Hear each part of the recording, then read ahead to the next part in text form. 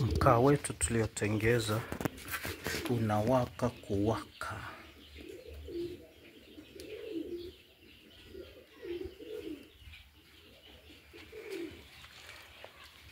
Huu ni ule tumetengeza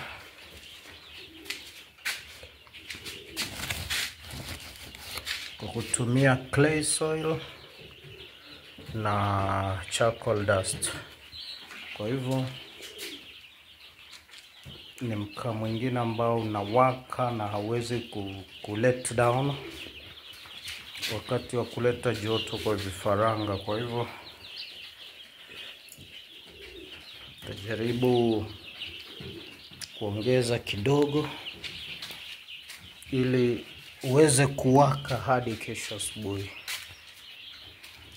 Karibu tujifunze pamoja.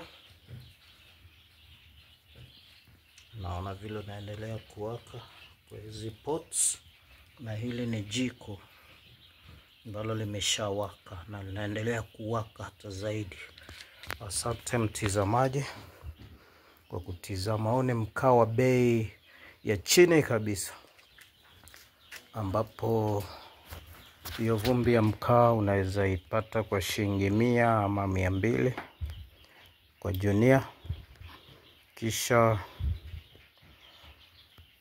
ukatafuta clay soil ambayo kwa gunia unaweza fanywa 200. Kwa hivyo ukiwa na shilingi 500 unatengeneza gunia ya kilo 100 ambayo unaweza tumia kwa muda mrefu sana, pia kwa matumizi ya ndani, ya jikoni na kadhalika. Kwa hivyo kwa mtaji wa shilingi 500 unapata mkaa huu kilo 100 gunia kwa gharama ya chini sana, ambapo saizi mkaa junia unaambiwa hadi 4,000, 5,000, 3,000. Kwa hivyo ni economical, quite economical. Asanteni.